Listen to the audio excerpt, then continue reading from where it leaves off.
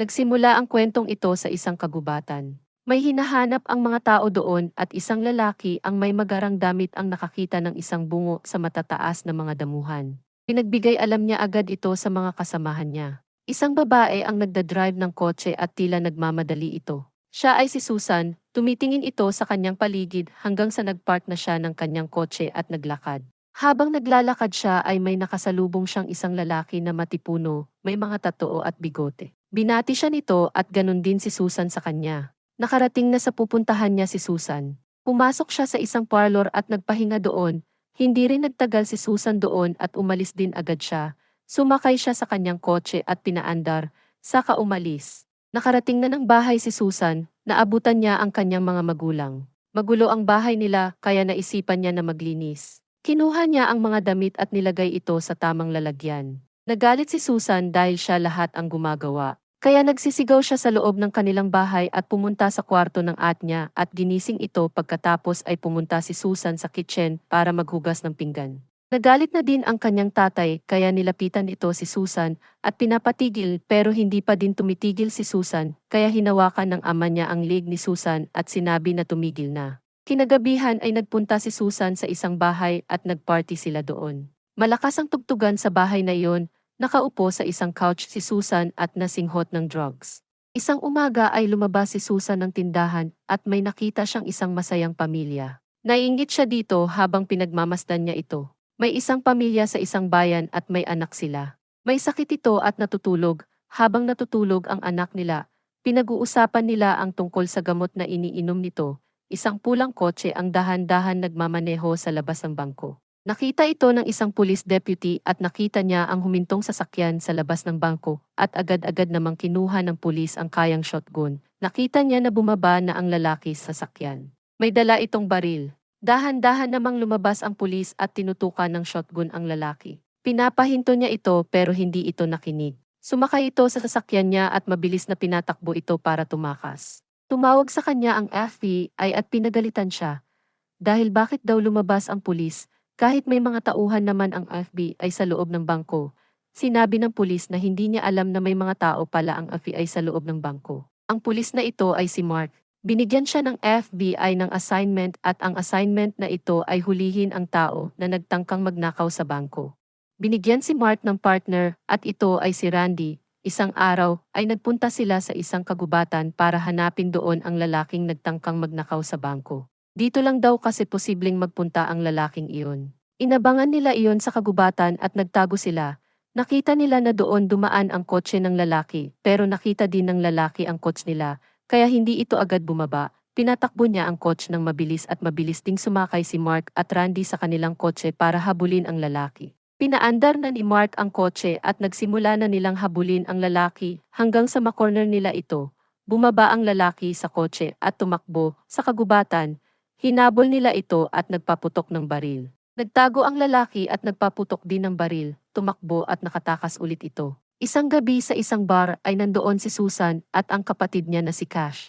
Nagdadrug sila doon at naglalaro ng baraha at ang iba naman ay umiinom. Nagkaroon ng mga pagtatalo-talo at napikon ang kapatid ni Susan kaya nag-away sila ng isang lalaki sa loob ng bar. Lumabas si Cash at ang lalaki. Nakarinig ng putok ng baril ang lahat at nagsilabasan ito. Nakita nila na nakahiga na sa daan ang kaaway ni Cash at duguan ito. Binaril na pala ito ni Cash. Tumakas si Cash gamit ang kotse na pula. Sinubukang pigilan ito ni Susan pero hindi niya ito nagawa. Dinala sa emergency room ang lalaking binaril ni Cash. Isang pulis ang nagpunta sa bahay nila Susan at nagtanong-tanong. Umalis din agad ang pulis. Nagtago ito at nagstay sa kotse habang nagmamasid sa bahay nila Susan.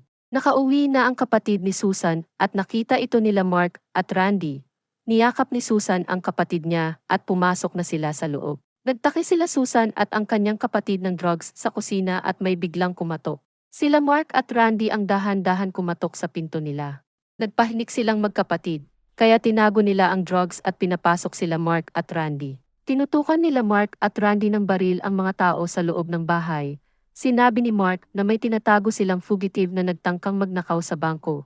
Nilibot nila ang buong bahay at may nakita silang isang bag ng shabu, pinaupo sila Susan at ang iba pa sa couch. Pinusasan ang kapatid ni Susan, pinigilan ito ni Susan. Nag-usap sila Mark at Randy kung ano ang gagawin nila. Isang araw ay nagtipon sila sa isang restaurant at pinag-usapan ang kaso ng kapatid ni Susan. Habang nag-uusap sila'y tumayo si Susan at may tinawagan sa telepono. Pagkatapos makipag-usap si Susan sa telepono, bumalik na siya sa table kung saan sila nag-uusap. Inaakit ni Susan si Mark. Nakipagkita si Mark kay Susan, may dala-dala itong kape at nagalit si Mark dahil matagal si Susan na dumating kaya sa galit niya ay tinapon na lamang niya ang kape. Dumating din si Susan at umalis na sila, sakay sa sasakyan ni Mark at habang nagdadrive siya, nag-uusap sila. Nakarating na sila sa isang sementeryo at doon ay pinakilala ni Susan ang mga namatay niyang kaanak kay Mark. Pagkatapos ay binigyan ni Mark si Susan ng pera dahil may gustong ipagawa si Mark kay Susan. Nagising ng maaga si Susan at ginawa na niya ang pinapagawa sa kanya ni Mark. Bumangon si Susan sa kanyang higaan at pumunta sa kwarto ng kanyang kapatid. Dahan-dahan binuksan ni Susan ang pinto at nakapasok na siya. Dahan-dahan namang binuksan ni Susan ang isang bag. Nakita ni Susan ang isang shotgun at ang mga bala nito. Hinawakan ito ni Susan. Hindi alam ni Susan na nasa likod na niya ang kapatid niya at nagising ito. Nagsalita ang kapatid niya at nagulat si Susan at nabitawan niya ang bala ng shotgun. Dahan-dahan naman itong sinara ng kapatid niya at lumabas si Susan. Nakipagkita si Susan kay Mark at sinabi na hindi niya kayang gawin ang mga pinapagawa ni Mark. Sinabi ni Mark na paano na lamang ang mga anak ni Susan at kung paano niya palalakihin ang mga iyon. Nagpatuloy ang kanilang pag-uusap. Sa isang bar ay nagda-drugs na naman silang magkapatid. Kinaumagahan ay nakatulala na lamang si Susan sa kanilang kusina at napalingon siya sa kwarto ng kanyang kapatid. Sa isang lugar sa Pikeville, sa Martin, Kentucky ay nakipagkita si Susan kay Mark at sinabi ang tungkol sa shotgun ng kanyang kapatid. Nagulat si Mark at pinuri siya. Sa isang bangko may isang lalaki ang nang-hold up dito. Pumasok siya at tinutukan ng baril ang mga tao at pinalagay sa teller ng bangko ang mga pera sa bag at may pumasok na lalaki at binaril ito ng lalaking nakamask pero hindi niya ito natamaan. Ang lalaking ito ay kapatid ni Susan. Pinapasok ng kapatid ni Susan ang mga tao sa loob ng vault at sinara niya iyon. Nakalabas na ang lalaking kapatid ni Susan.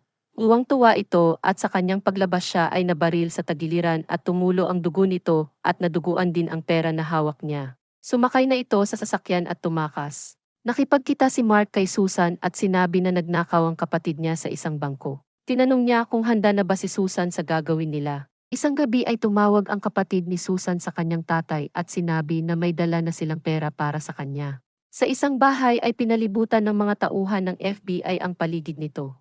Ang bahay na to ay ang kasalukuyang tinutuluyan ng kapatid ni Susan. Binuksan ang ilaw at nagsalita ang FBI. Nagpahinik ang kapatid ni Susan at pumunta sa likod ng bahay. Binasag ang bintana at doon siya'y tumakas. Pumasok na sa loob ng bahay ang FBI at sila Mark naman ay sa likod dumaan. Nakita nila ang kapatid ni Susan na tumatakas. Pinatigil nila ito pero hindi ito tumitigil sa pagtakbo, kaya binaril na lang nila ito. Nasa loob ng police car si Susan at narinig sa radyo na shots fired. Kinabahan siya dahil akala niya ay si Mark ang nabaril. Napusasan nila ang kapatid ni Susan.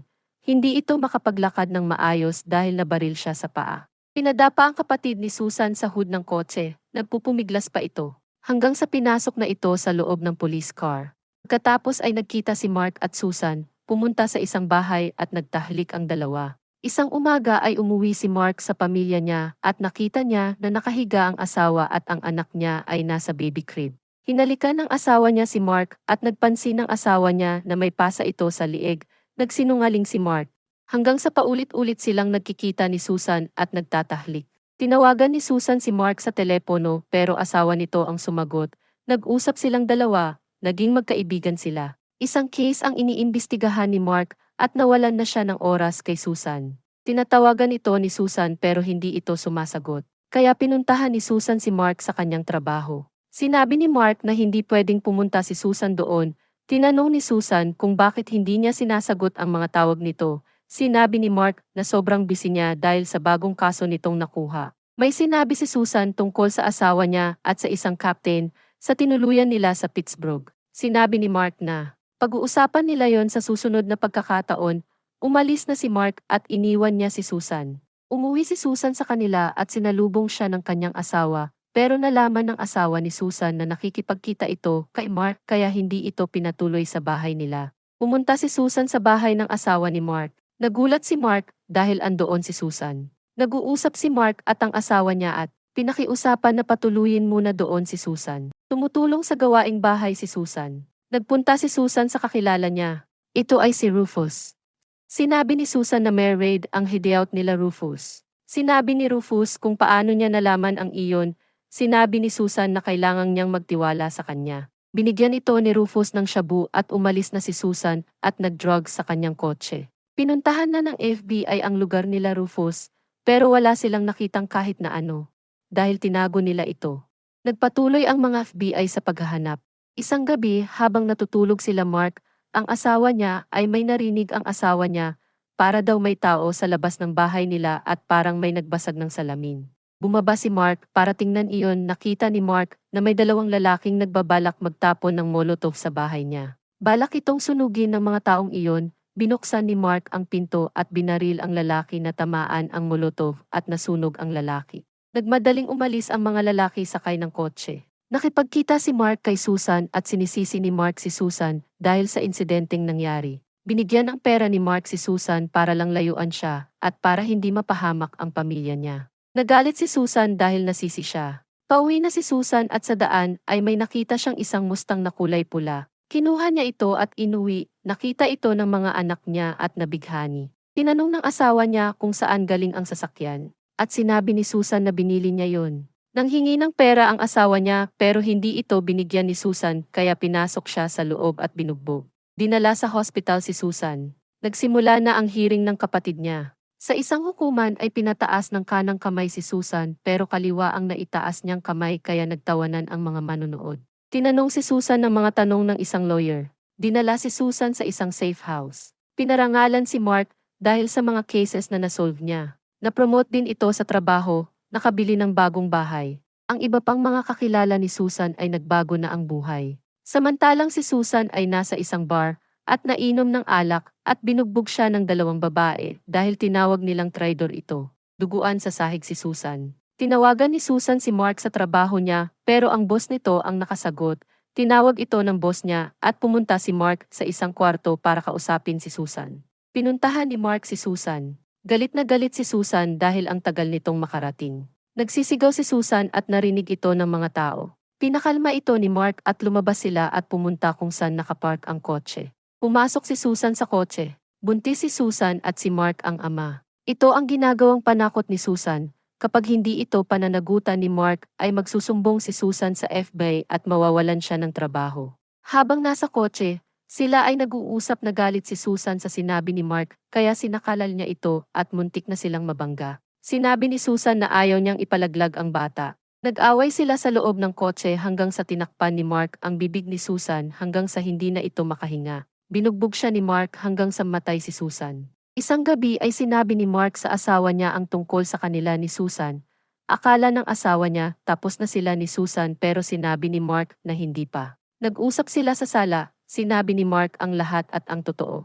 Sinabi niya na aksidente niyang napatay si Susan. Sinampal ito ng asawa niya. Sa bandang huli ay sinuko ni Mark ang kanyang sarili. Tinuro ni Mark kung saan nangyari ang aksidente at nakita doon ang mga labi ni Susan. Mga buto niya na lamang ito at dito na nagtatapos ang pelikulang recap movie.